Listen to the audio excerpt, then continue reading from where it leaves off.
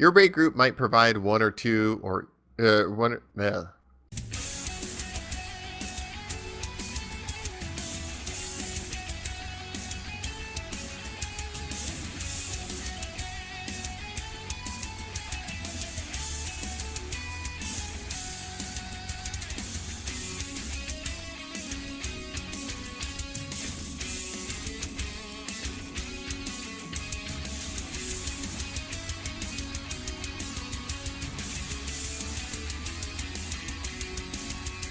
Hey everybody, welcome to Lions Pride Tavern podcast number 88.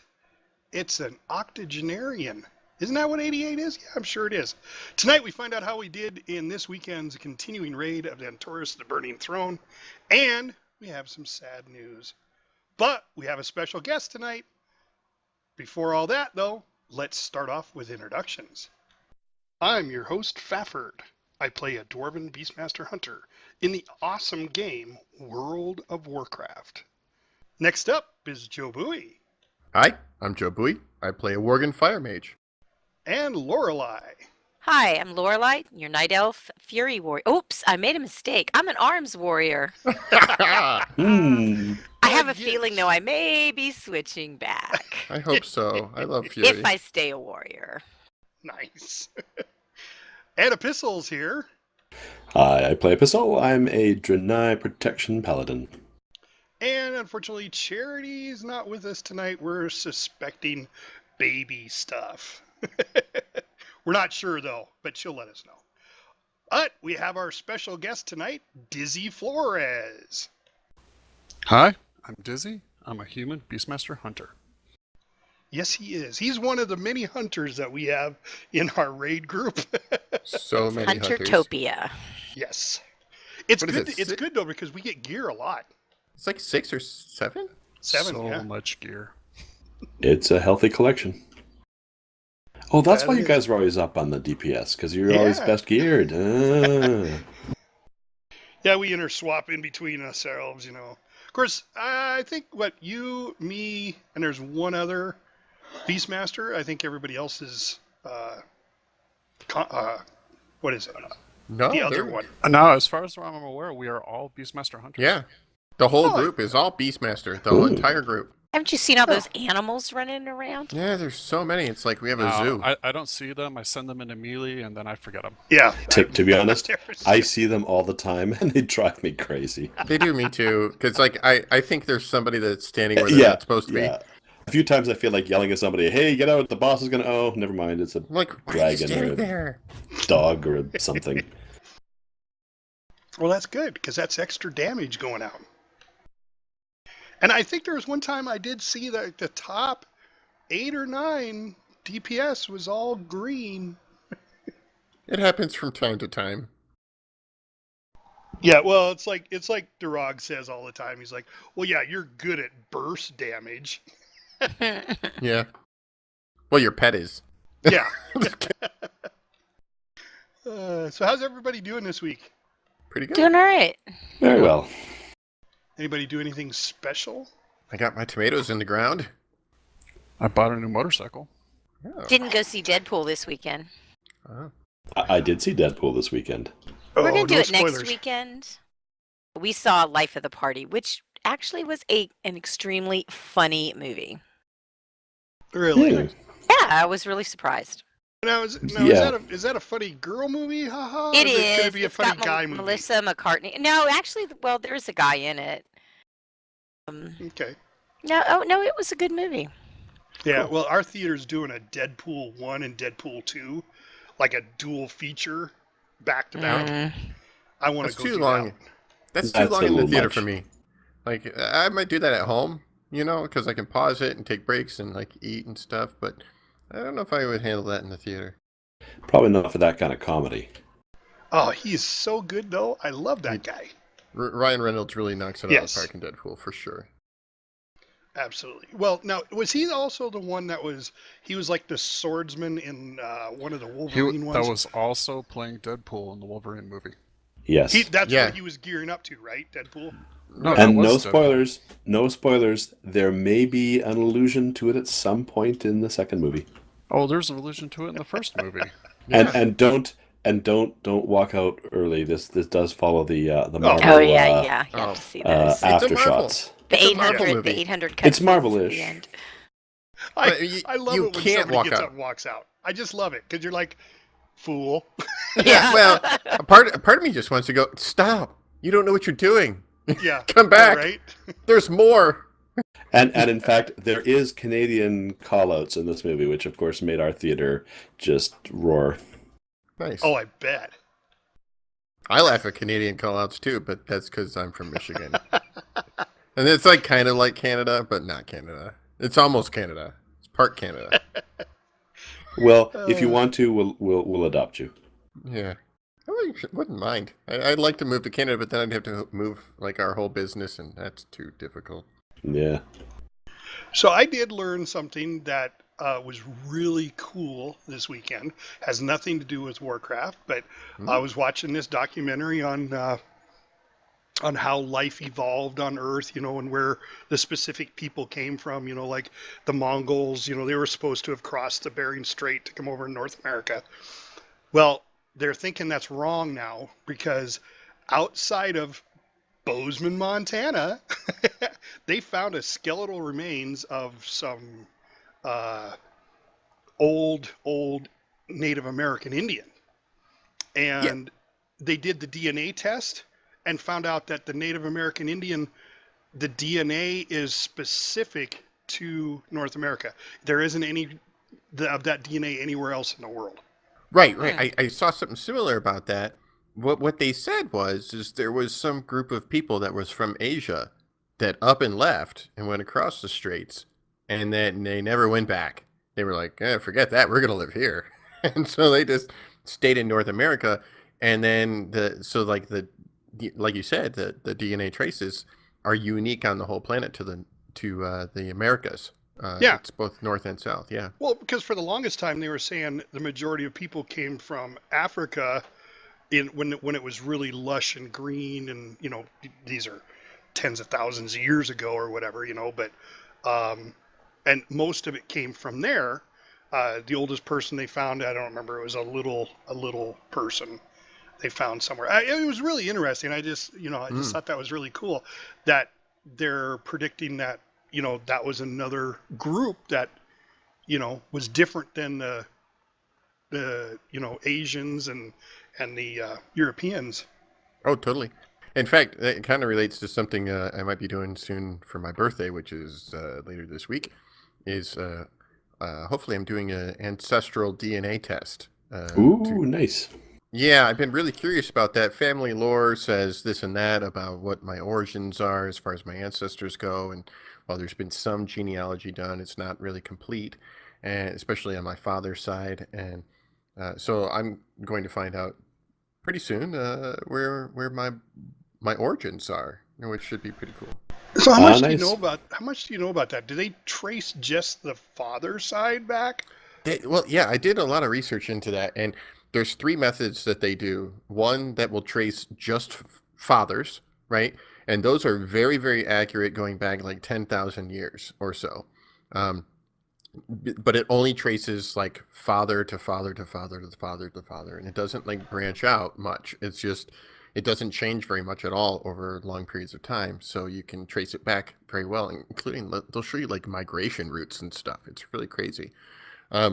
And then you can also do the same thing with mothers going back. And I should put a caveat on that.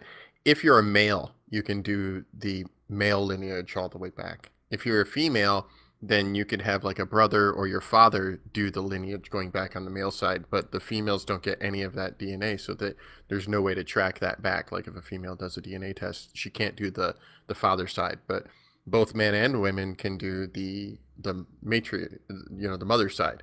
And then there's another one that only uses like the first 23 chromosomes or something like that, or first 23 pairs, and that's for both.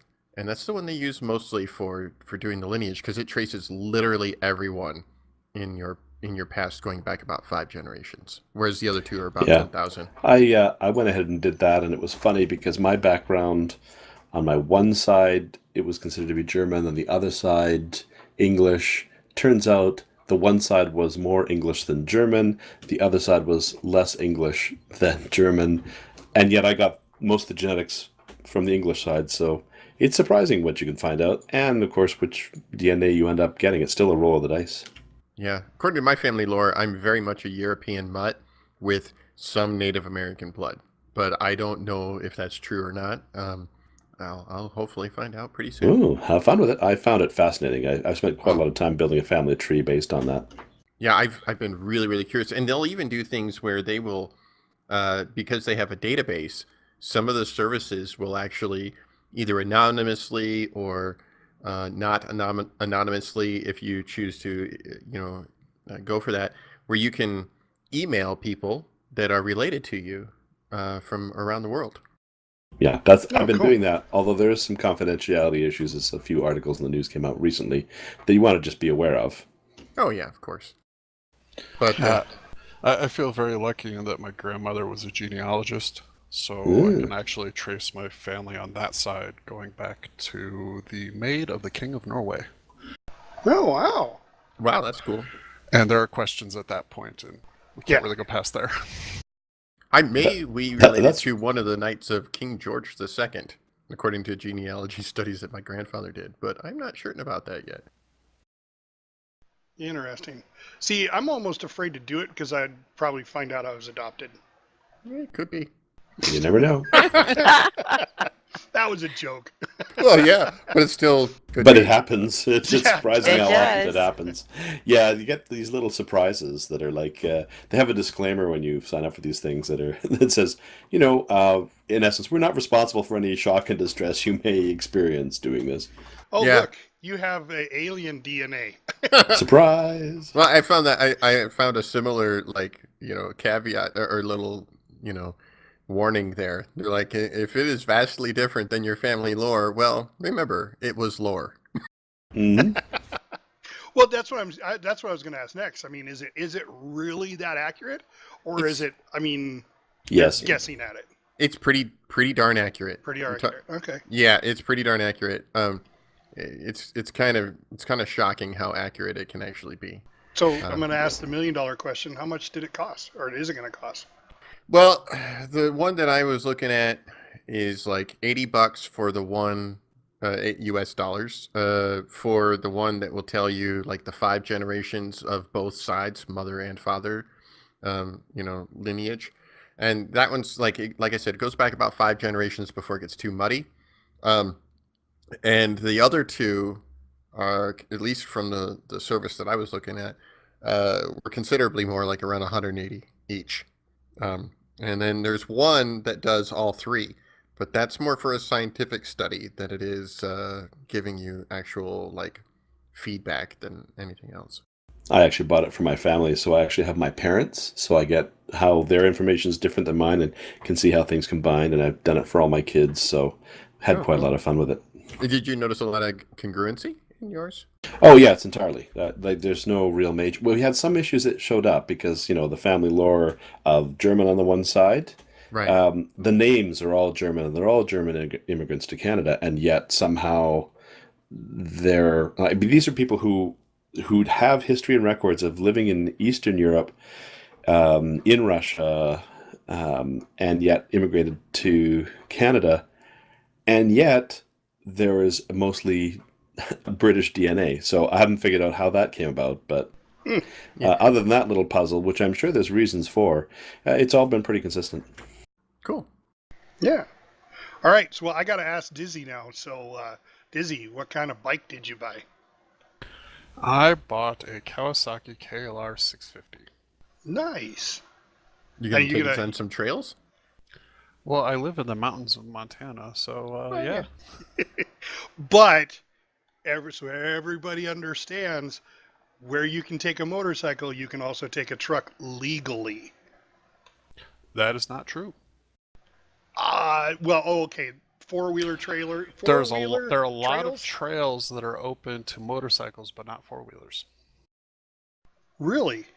Yeah, I thought they closed all those down. Quite a few of the hiking trails are open to motorcycles basically Sunday through Thursday, and then Friday, Saturday they're open to only hikers. Yeah. Interesting. Okay. Well, I've because seen I remember when I was young, my dad had a motorcycle, and they just went wherever the hell they wanted. That was before they changed it all. I mean, you had a Jeep, will travel through anywhere. Now, I've seen Yeah, signs some of the places around here where it's open to motorcycles or horses, and then like where it's no ATVs, but you can take motorcycles or horses there. yeah, and that's because a motorcycle does less damage to the trail than a ATV or a four-wheeler will do. Okay. Oh, interesting. All right. Well, see, you learn something new. Well, let's find out who Dizzy is. So, first question we're going to ask you, Dizzy, is your background. Give us a little history. Well, I'm gonna go ahead and give you the short version because it's very long and convoluted. But basically, I left high school and joined the military to become an Army Ranger and jump out of planes and blow things up. And I was very good at that and invaded 2 countries and met my wife and had kids and got out. And then I went to school and studied to become a computer scientist and found that I hated doing that. So now I work in IT at the university, which is super relaxed and chill. I've been a gamer since 1985 when I got the NES, and had basically every iteration of console games since then. So you were a latecomer? I'm just kidding. Ha ha ha. Anyway, I'm a super book nerd into sci-fi and, surprisingly enough, English literature, and a motorcycle enthusiast. The English lit kind of threw me there. I figured sci-fi. Yeah, in high school, I was always surprising my senior English teacher when I could talk deep theory about Macbeth with her while I was hungover. Yeah, I can imagine. There's a lot of congruency tomorrow, and tomorrow creeps in this sober pace from day to day. Yeah, definitely a lot of congruency there. I see with the like the gaming and the books and all that kind of stuff. And I love of motorcycles too. Although I'm sure you're more of an aficionado of motorcycles than I am. I did used to push them out of the back of a C-130 at night. Yeah, I've never done that with a motorcycle. I don't think I pushed anything out of the back of a C-130. No, I have been in a C-130, but I'm not sure I've seen a C-130. Well, unfortunately, Lorelai's going to feel like in the background because there's all never this. been in a C-130. Don't this like male- motorcycles, so I'll just sit here quietly and kill things. but you like games and I books. do. I do. Well, I'll throw in a book. I've been waiting patiently. There was a Turkish show on Netflix, and the author finally has done an English translation of the book, and I could not put it down, and now I'm waiting and hoping that she'll do the other 2. Ooh. Nice. I find it detrimental to wait on authors. Patrick Rothfuss. In case you're listening. Yes, in case he's listening, and I know he's a gamer, but I don't know if he's listening. But yes, finish your book. Finish the next book. You know how weird that would be if we got an email. I would love it. Although he hates it when people tell him to finish the book. He's Yeah, say, busy with doing other lose stuff. a listeners, what would happen? Yeah, he might get mad at me. And I'm sorry, Patrick. I just really want to read your next thing. That's all. Well, when you have one of those minds that you can envision characters and story plots and all that, man. I heard he DMs a D&D campaign, and what I would give to sit at that table. Oh man. Yeah.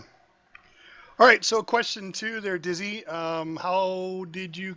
How long have you played WoW, and since what expansion?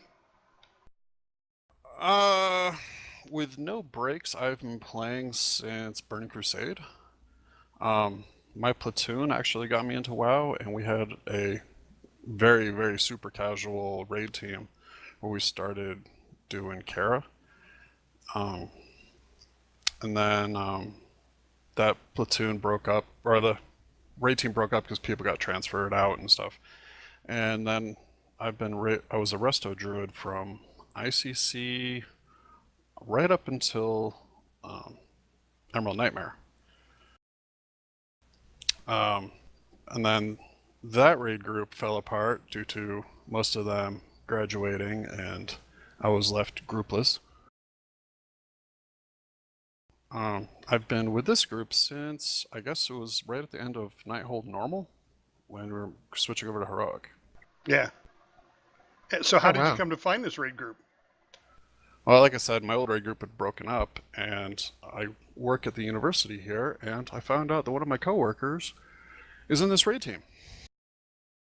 Mommy Yeah. Fortuna kind of recruited me. You know, maybe it's just because I've been in this group so long, but I gotta say, it's felt like you've been in the group longer than that. Yeah. Yeah. I've been told that I have a way of being super comfortable around people.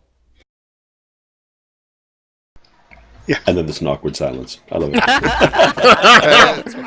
that was the best thing to put there was awkward silence. He was an Army Ranger, and he can just sneak right in and like he's been Blow there us forever. up. He's a ninja hedge. That's what he is. He's a ninja hedge. He moves I so love it. slowly that he cannot be seen.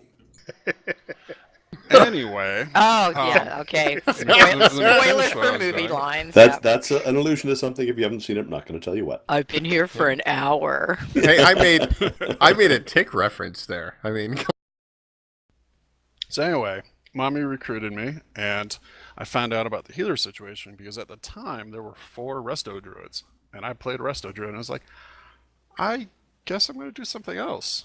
And so I rolled a hunter and leveled it from 1 to 110 in 5.5 days.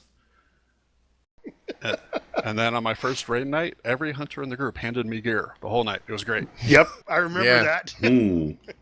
yeah, that happens to people sometimes in our red group. Joe Bowie's like, okay, we got this up for roll. It's a tier hunter. Who needs it? Nobody rolled. Oh, Dizzy. Okay. Well, you know, sometimes I just sit there and when we have somebody like that who's a little bit lower geared and any gear that comes up for them, I'm just like, they roll on it. I'm like, oh, they win it. You know, like, and I like barely even wait, you know, and then occasionally somebody else will roll and I'll be like, oh, okay, well, that person wins it this time. It's funny. People sometimes feel guilty. It's like, oh, no, I'm getting all this stuff. I shouldn't get it. But we're like, we'd melt it otherwise. Please take it. Yeah. Oh, man. That's actually one of my biggest pet peeves on the loot trade is when people are like, well, I didn't want to roll on it in case anybody else needed it. Nobody else rolled on it. No, roll. Take Do it. And so anyway, yeah, after that first night, I've been competing with Jordan and trying to be a better hunter ever since.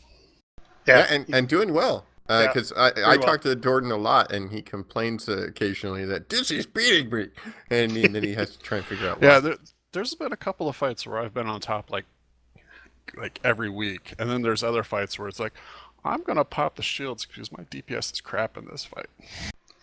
Yep. I mean, that one fight. I hate that fight. Everybody does. All right, so what's your favorite mount, pet, or toy box item, and why?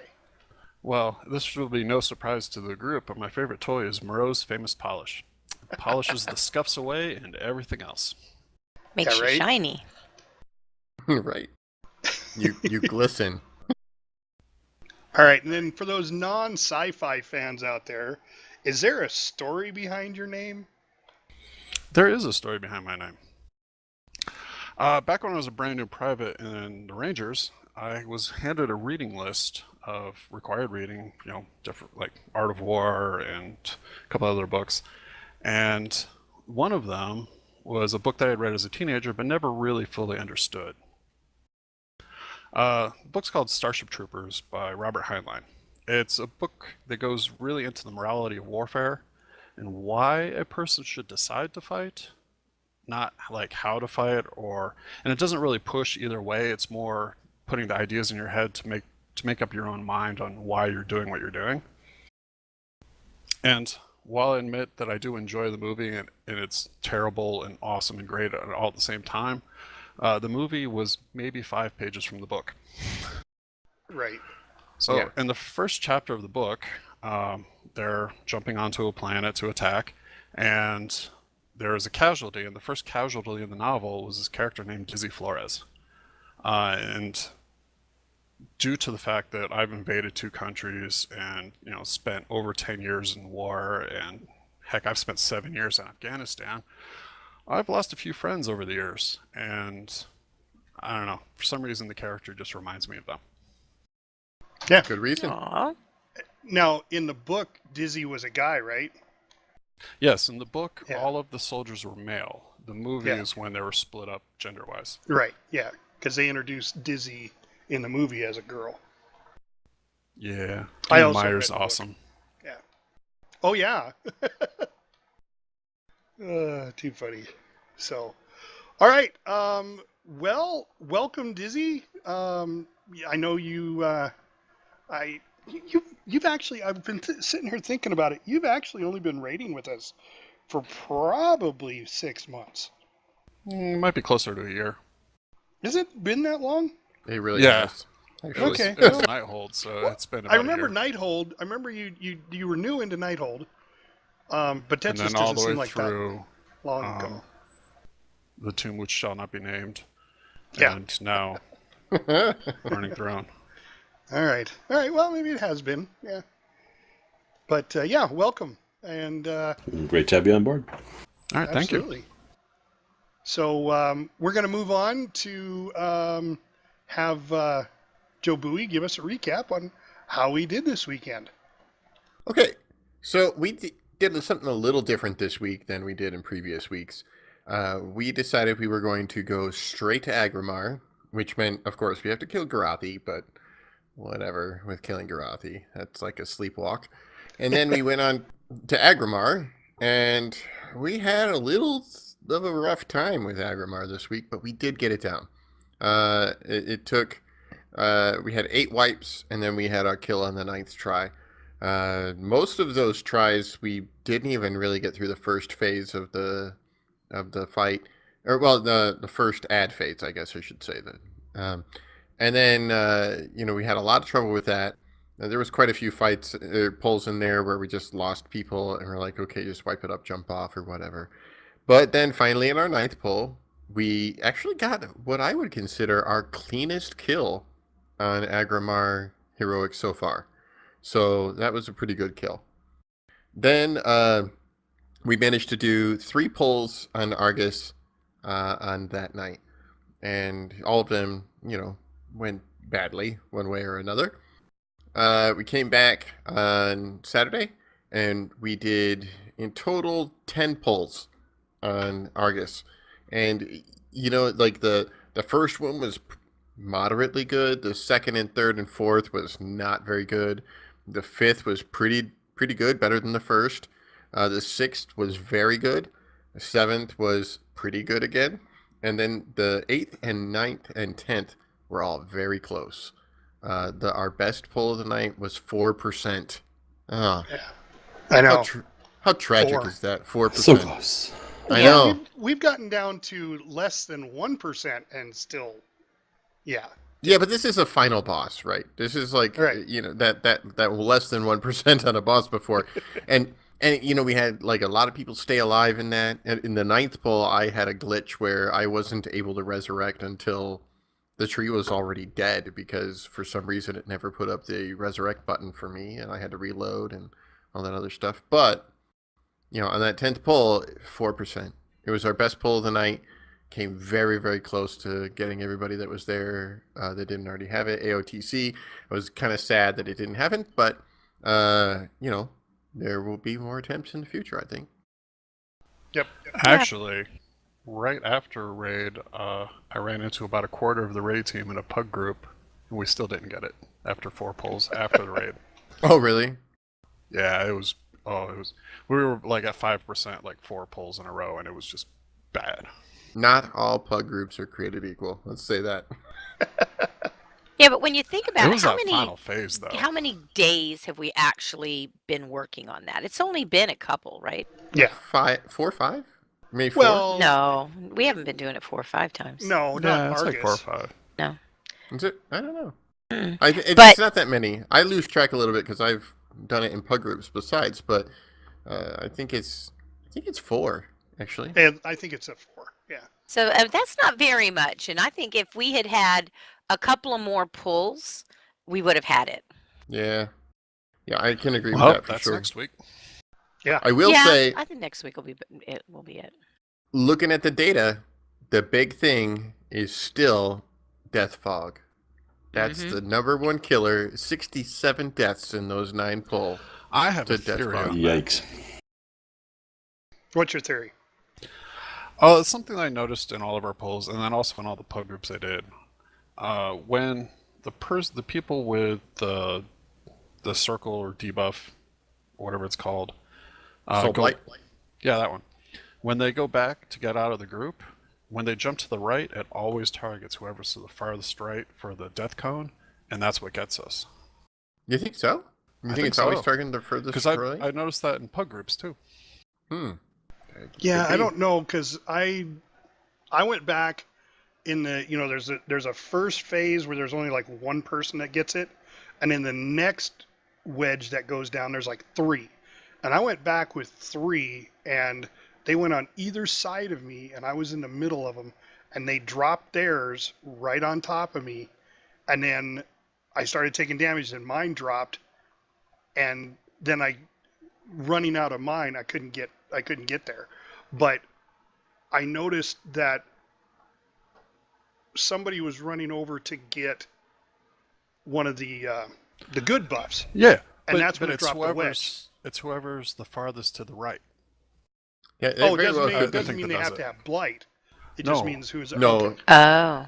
He's just But- his postulation is that the person who is furthest over in the rotation when it goes there. to drop. Yeah. Yeah, now and that's generally the blight people. because they'd be moving out at that point, unless there is somebody who's moving out to go catch a buff. Yeah, it could be. I don't know. I don't It's really def- have anything to fix it. I'm just throwing that. Although, Right. Stafford, you should turtle. Right. Yeah, a lot more. Just throwing that out there. I when he was describing that particular death, I remember it. Not Yeah. fondly, but I remember it. Yeah. Yeah, I was like, "There's Pfeffer." Oh, there's no.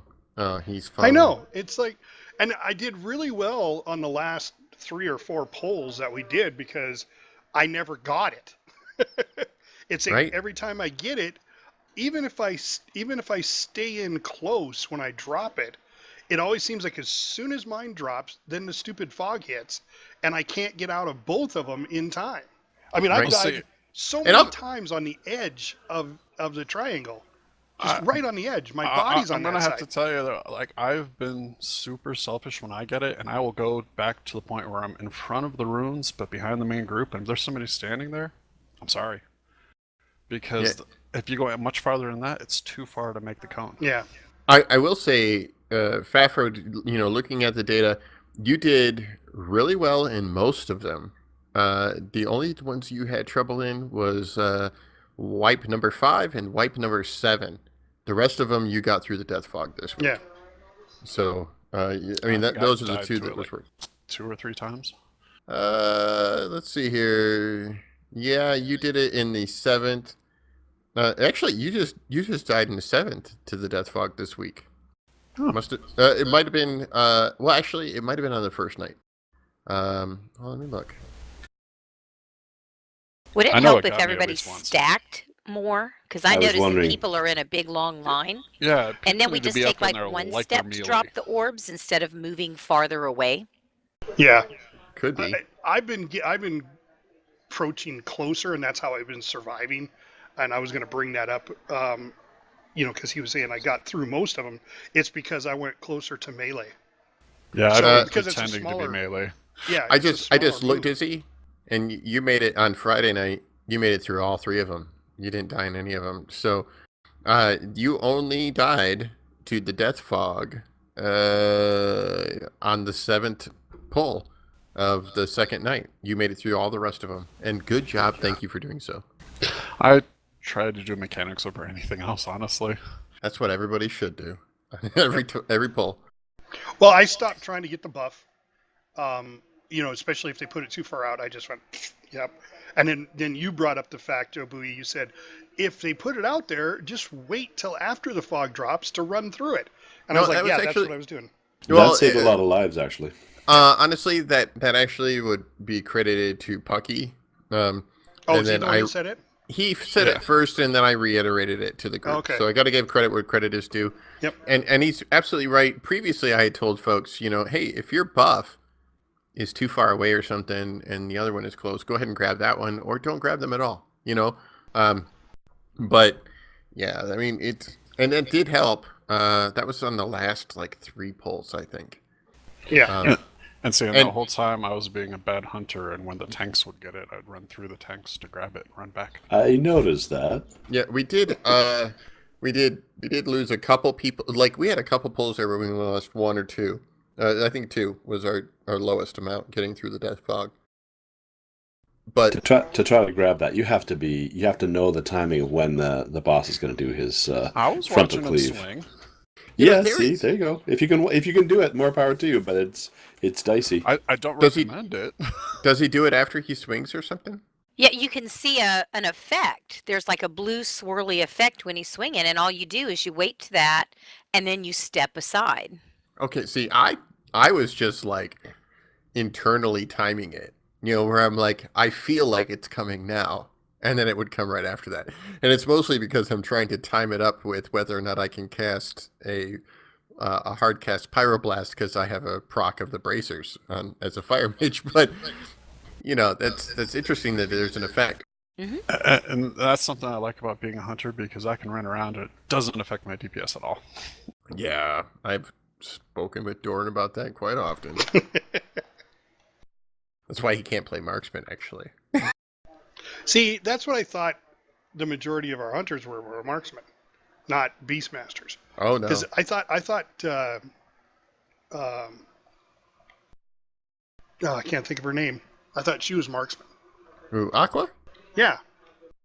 No, as far as I know, Aqua, I believe, is a Beastmaster hunter. Okay. Yeah, I think she may have been marksman once or twice trying it, but Mhm. for the most Yeah, part, she's 'cause- BM. I heard it's better DPS, but it's harder to play. That's just what I heard. I've never played it. I like Beastmaster. I like Yeah. having my pets do my work. I like Sure. having the mobility to be able to do mechanics. Yeah. Yeah, I kind of miss the. Boy, I can't even remember what the name of it is. Icy Flows for mages that they took away from most of the classes, or actually all of them, I think. It used to grant us the ability to hit that and then continue our cast and move, but they don't. That doesn't exist anymore for us. That's an old WAD and previous. Yeah. All right. So what else? What do you think got us to a? What did you say? 11%? Was our 4. lowest? 4%. I know I was alive for that one because I was the last one to die on that one. Mhm. Interrupting the ads helped a lot. A lot. Yeah, and I was totally wrong. Just so you know, the guys that are casting that are not the ones putting up the circly shield. So that's it's another version of it, but it's not as bad. It's got the same name. I can't even think of the name. The one that has to be interrupted. On that 4% pull, it's the Cosmic Beacon that needs Yeah. to be interrupted. So there's Cosmic Ray. There That's is. the one. That's the one that has. It looks like they're casting his shield. See, I thought that was the beacon, and it's not. That's the ray. Right, and the ray puts across a black beam across the floor targeted at a player that's very similar to the pinwheel swirly things that Yeah. just go in the rest of the fight. And I I- hate it. Yeah, everybody does. But Cosmic Beacon, in that last pull, we had a lot of good ones. There was only 3 missed on that last pull. Three of the Cosmic Beacons were missed, and I don't know what the numbers are, or is which one they were, but number 7, whichever one is number 7, I assume that is our 7:30-ish big ad. If one is 12 o'clock midnight, it'd probably be 7:30. Never got interrupted. That one got 2 of them off. Well, because you had assigned people before, Mhm. and you just said this time the same people that had those ads could just go ahead and take them. and I always had about the 4 o'clock, 5 o'clock. Right. And I noticed nobody was on it but me. But the 7 o'clock I never paid attention to. Now, it doesn't go out to everyone. One of the things that I did for interrupts is I would put my back near my camera to the wall, right? So I could see like 4 or 5 of the dudes, right, that are out there, and I would keep an eye on them. And if I saw any one of them start casting Cosmic Beacon, I would tag them and interrupt them. So I was trying to cover like 3 or 4 of them because not all of them are going to cast Cosmic Beacon and every time it comes up. So now I know for melee, for people like Lorelei, that'll be more difficult, but for all the massive, enormous amount of hunters, they can cover like 3 or 4 of them if they just watch. Just keep an eye out. If they start casting Cosmic Beacon, target it, tag it, interrupt it, and that's one less Cosmic Beacon that goes out. But we had in that fight 11 interrupts out of 14 on that last pull. Yeah. Now, I will say though that like the cooldown on my interrupt is 45 seconds, and so I was almost using it on cooldown.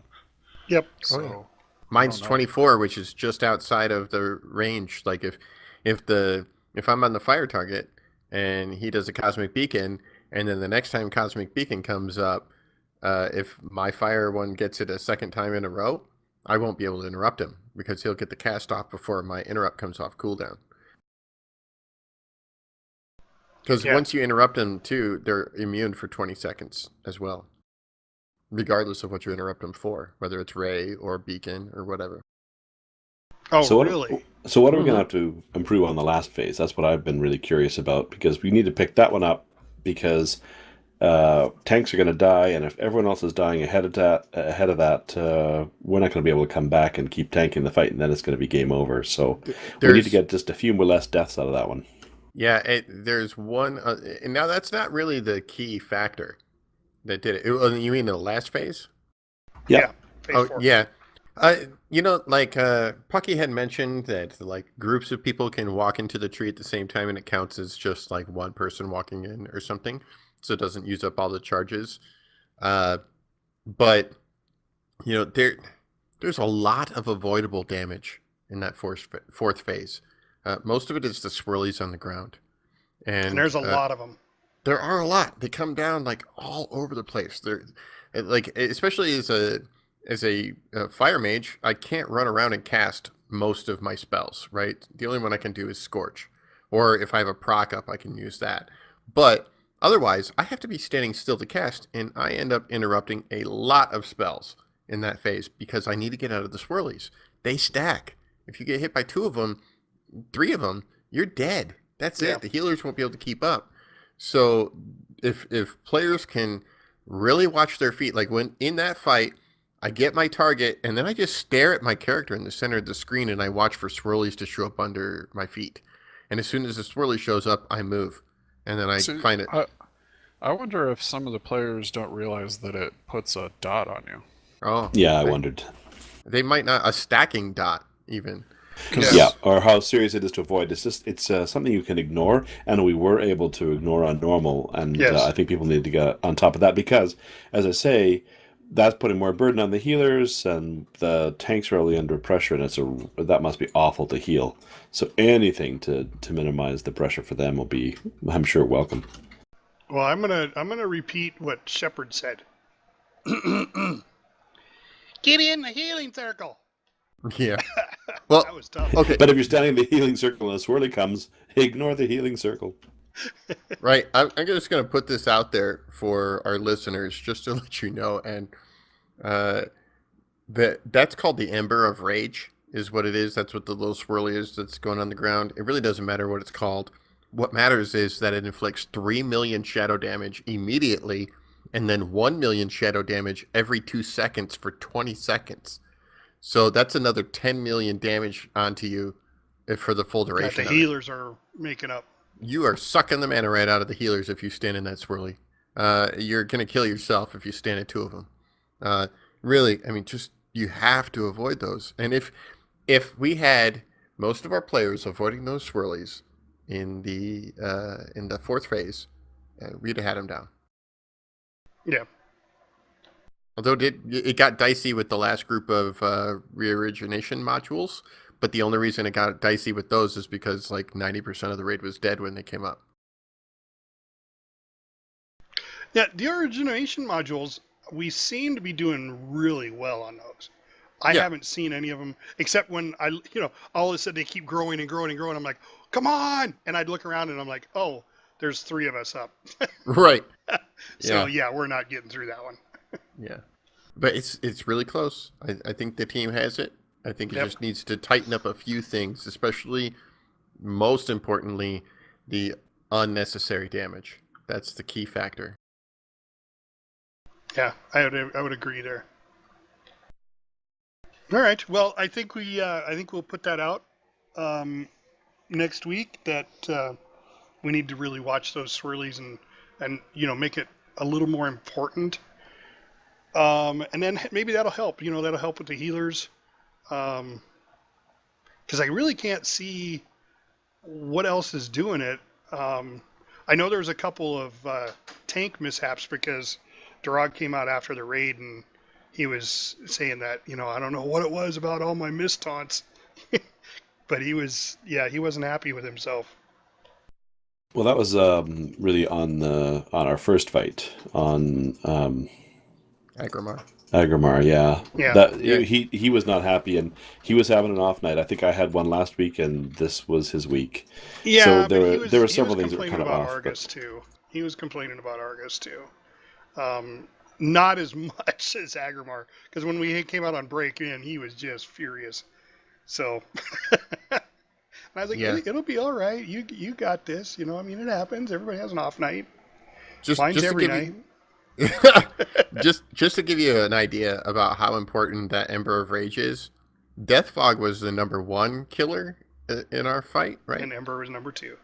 Ember had 40 people got hit by Ember. Yeah. And that's only in our last pull, okay? And we have less than 30 in the raid. Yeah, we had less than 30 in the raid, and 40 people got hit with those swirlies in total. And that could be like one person absorbing 3 of them and just getting healed through it for a little while and then dying to it. But 40 hits in that last pull. Well, we'll make sure we cover that really well then, because if that's what's doing it, they need to be aware of the amount of damage that it's doing. Because I think a pistol hit the nail on the head there. It's a normal. Yeah, it wasn't a big deal.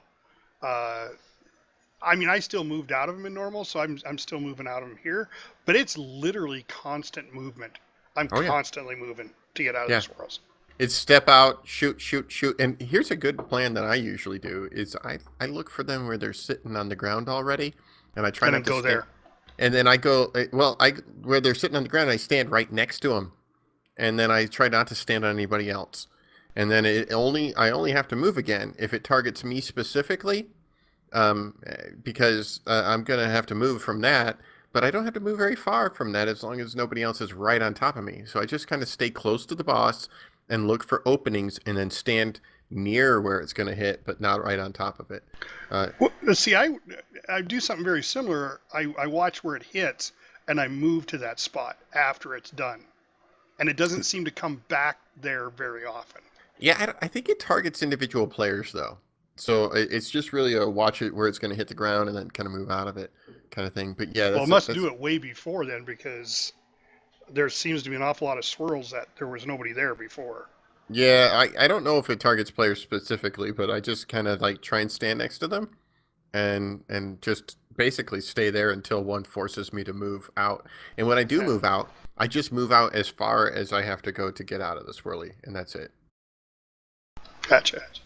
I think Melee needs to worry about staying at the edge of the hitbox, because I notice that there are a lot of people that are so close to the back of the boss that they can't even see the swirls that are starting to show up underneath them. I wholeheartedly agree. They should be with the ranged, actually. They should be, how we put it, we put an X there behind the boss, the melee should be there too. They're in range of the boss at that point. Well, there's one of the questions that I had for the tanks, and because I don't know this, The reason I think a lot of people are hanging really tight on the boss is because he shifts around a lot, and I notice that it happens when one has to. I think Epistle, you're the one that does it all the time. Has to go for the bomb, and Yeah. then there's a taunt that's going on when you come back. Are you guys able to stack and attack the boss, or is there something going on where you guys have to be apart? We have to be apart. It's a stack and cleave. So when I come back, I come in behind him, and then I position. So we're at 45 degrees. So it's a little like not council, coven. So it's a little like coven in terms of the way the boss is working. So we're standing at 45 degrees, actually slightly more than that, which is why we have him right up against the wall to try to minimize that. But that does put pressure on melee then, because you've got a very tight area you can work into, and it's going to shift a lot. Yeah. So is there any way that he can be moved back from the wall a little bit? Because I know in the phase where we get the cosmic beacon or the ray or whatever it is on the ground, sometimes we have no choice but to stand too close to the boss, and especially where the cleave is. And then if he turns, we're right there in front of the cleave. Oh, you're talking about fourth phase there. Well, it's both phases. It's the phase where we get the ray, the black lines on the ground, and then it's the last phase. Oh, so you're talking second and fourth. Second and Yep. fourth. Yeah, Now, we're I know consistent. The melee has positioning is a consistent lot of between trouble them. when those rays are crossing each other, and I get hit by that. You know, if I choose to go the other way because I have to run through two of those, sometimes it's like, oh, let me see if I can stand on tiptoe and not get hit by that cone, but I usually do. I have noticed in the second phase, when that beam first goes down, you can run through it without getting hit. It's just that as long as you're not in there right before it disappears. Right. Right. Yeah, it's only when the pinwheel goes across that becomes a problem. Yeah, so the spot, would it help if the melee was all gathered with the ranged, do you think? Because I noticed there's still room to move, like closer to the boss, either to the left or to the right, most of the time, even with those beams coming across the floor. Would that help? I mean, if the melee was told, hey, stack with the ranged there. If we can reach the boss from that, but if the You boss, okay, well, sometimes if the boss is moving, you can't, so we have to follow the boss. Sure. All right. I got to interject because we don't have much time left. We've been really rattling on. But I hear the music. It's time for Lorelei's Pet Battle Minute.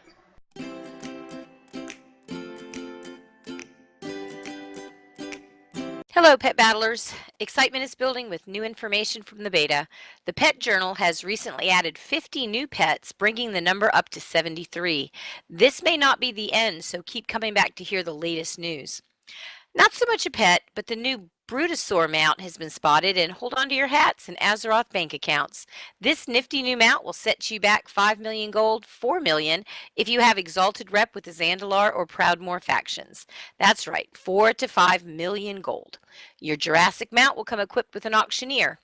I doubt very much that I'll ever have that much gold, but there's always hope in trying. There's some new achievements all ready to go, so keep collecting those pets. For collecting 800 unique pets, you'll receive the Pet Emporium achievement, as well as the Rewards Rooter pet, a new mechanical gopher. Hardcore pet collectors who have 1,000 pets in their stables will receive the Master of Minions achievement, and Harthy, a rock-like pet. And for toy lovers, the Toy Box Tycoon achievement will grant you Brutus, a mechanical something or other, not sure what it is. But I guess that I need to get on that bus and find some toys. As always, collecting every battle pet on Kultiris and Zandalar will get you the Battle for Kultiris and Zandalar achievement, and a pet which has not yet been determined. More pet news to come, so listen in next week. Very cool. Now, I had mentioned in my intro that we had some sad news. And the sad news is this will be the last Getting Deeps with JobUI until our next expansion.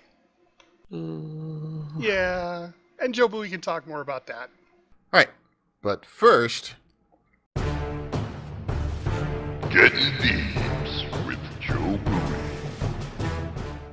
for my final Getting Deeps of this expansion, I'd like to get back to basics. Not the basics of DPS, but raiders in general.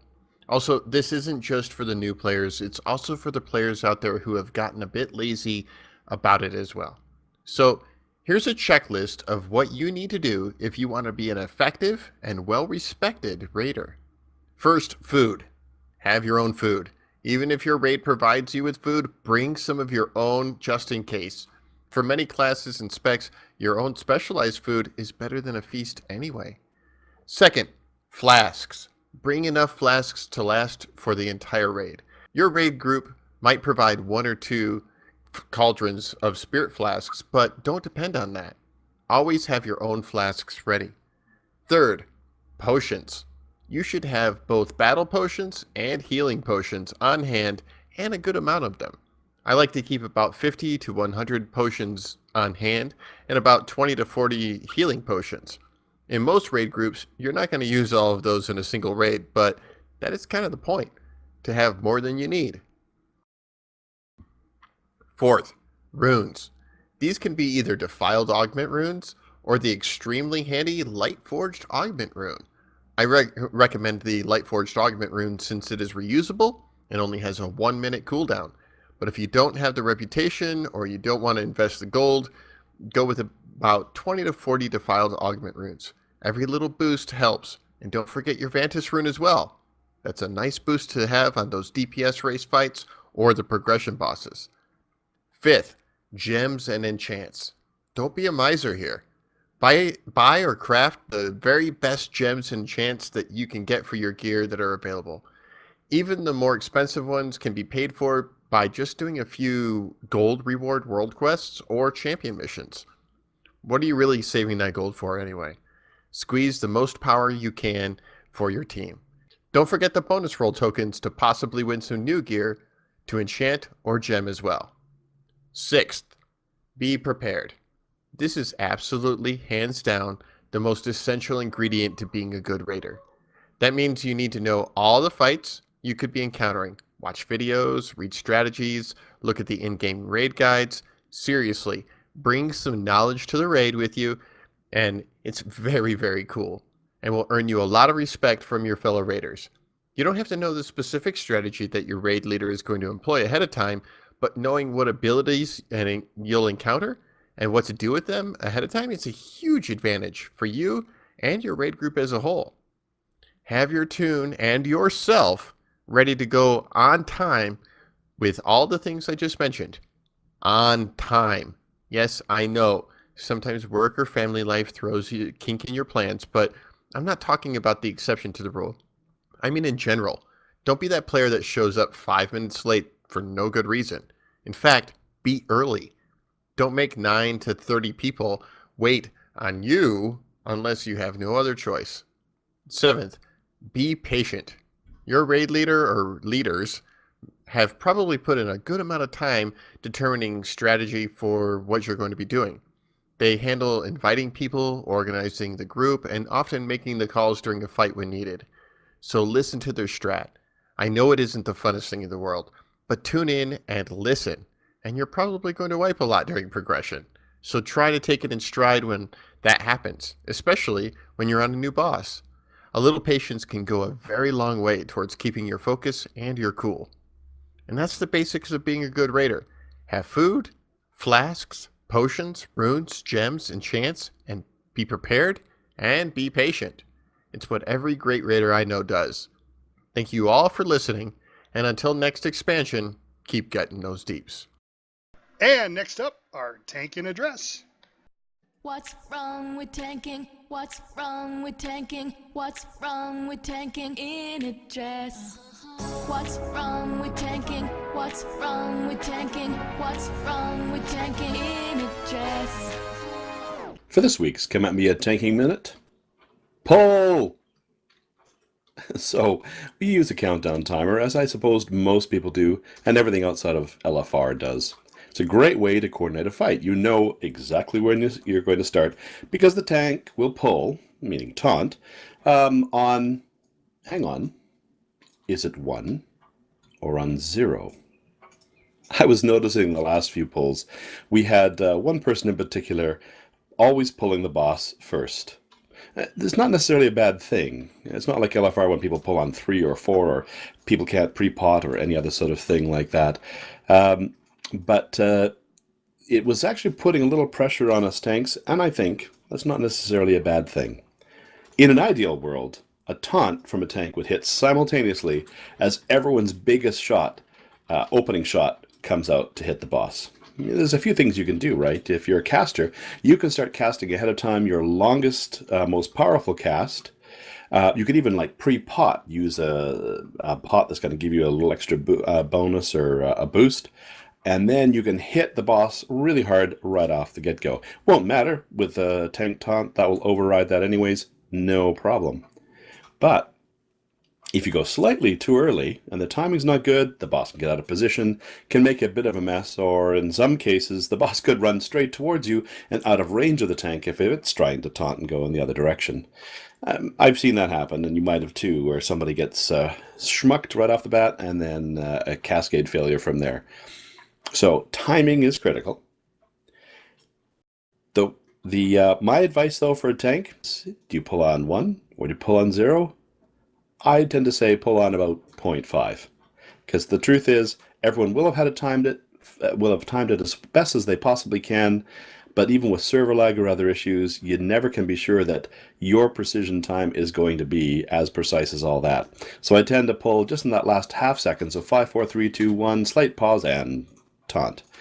I usually end up beating the zealous DPS that way. And then you got a nice, smooth pull. And that's this week's Come At Me in Tanking Minute. And next up, it's WFN News, Warcraft Stafford News. The Neither Disruptor is up next at the Broken Shores with Epic Hunter and Seal Your Fate.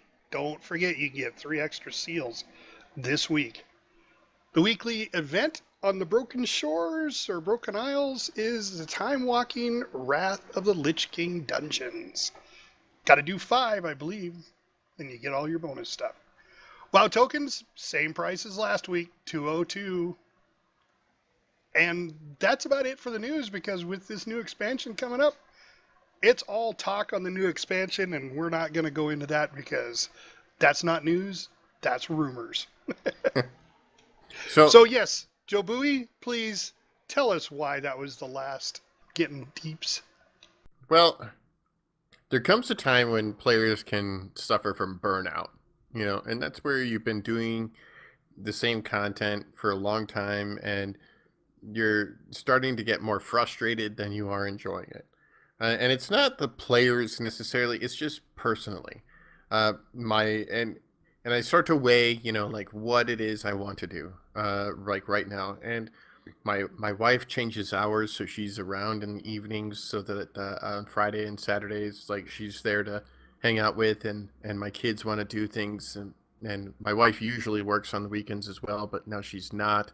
And just reaching the end of this expansion and looking down the barrel of around 14 to 15 more raids, I just decided that I wanted to spend a little more time with my family over the summer and take a little break from raiding. I would call it semi-seriously, and just take a little break, relax a little bit, and then come back after the new expansion is released. I'll probably still play WoW. So, if you happen to be on Storm Rage and you happen to notice JoBui, which oddly, I'm the only JoBui in all of World of Warcraft.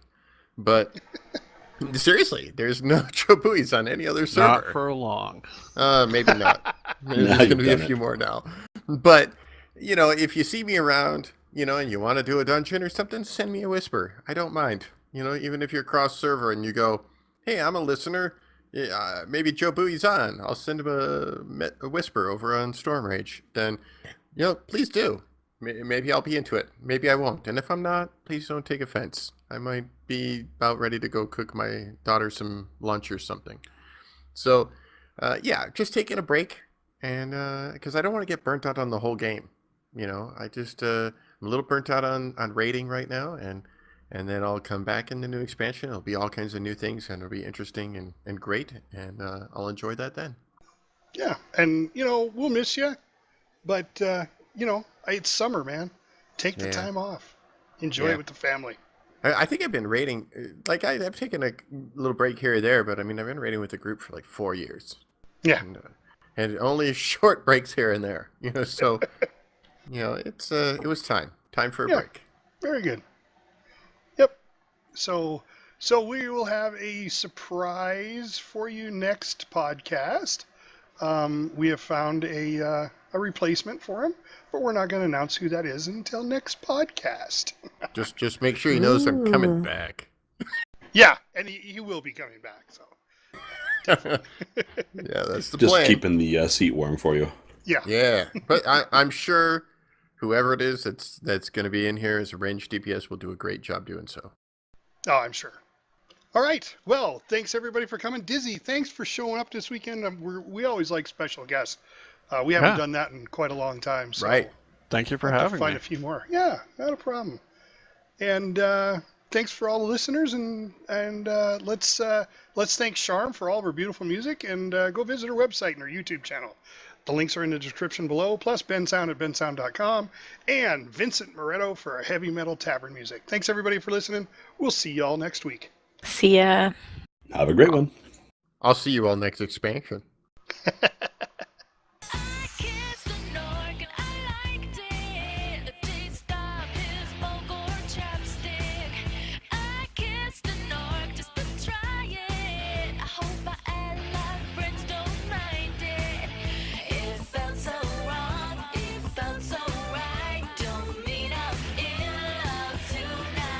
Your raid group might provide one or two or one. Don't forget the bonus rolls to possibly win some new gear or enchant or gem as well. I gotta reread that one.